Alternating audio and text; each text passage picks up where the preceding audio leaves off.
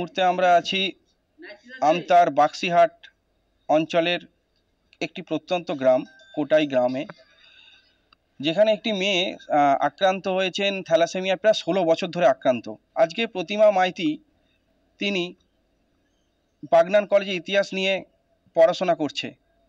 পাশাপাশি তিনি আমাদেরকে জানান, আজকে আমার এই মমতা ব্যানার্জির অনুদান, সেই অনুদান কন্যাশ্রী, সেই কন্যাশ্রীর টাকা যদি আমি না পেতাম হয়তো আজকে আমি পড়াশোনাটাতে চালিয়ে যেতে পারতাম না, যে অভাবে সংসার দিয়ে আমি চালাই। মুর্তুজা আলী তিনিও তার পাশে এসে দাঁড়ান।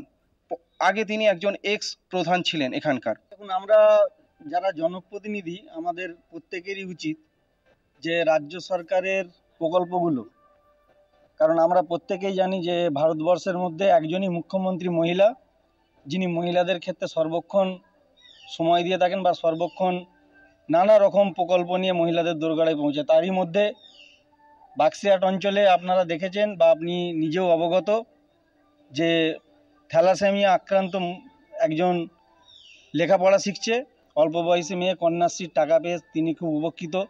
শুধুমাত্র কাঁসাকোটায় বুধ বা বাক্সিহাট অঞ্চল নয়, পশ্চিমবাংলার গ্রাম অঞ্চলে বহু দরিদ্র পরিবার মমতা বন্দ্যোপাধ্যায়ের এই প্রকল্পগুলো পেয়ে আজ তারা উপকৃত। আগামী দিন ভবিষ্যতের কথা চিন্তা ভাবনা করে তারা এগিয়ে চলছে। আমি ব্লাড নিই মেডিকেল কলেজে, তো আমার ট্রিটমেন্ট তো চলছে। এখনও পর্যন্ত আমি ব্লাড নিই, মাসে 2টো করে ব্লাড লাগে। আর আমি তার সেই সঙ্গে পড়াশোনা চালাচ্ছি। কন্যাশ্রী যে 25,000 টাকাটা পেয়েছি, সেটা খুবই আমি উপকৃত হয়েছি। আর উনি প্রধান মহাশয়ও খুবই ভালো ছিলেন, উনিও খুবই সাহায্য করেছেন আমাকে। আর আরও এখনও সাহায্য পাচ্ছি। আমার শহর আমতা থেকে কলকাতা টিভি, রূপম দাস।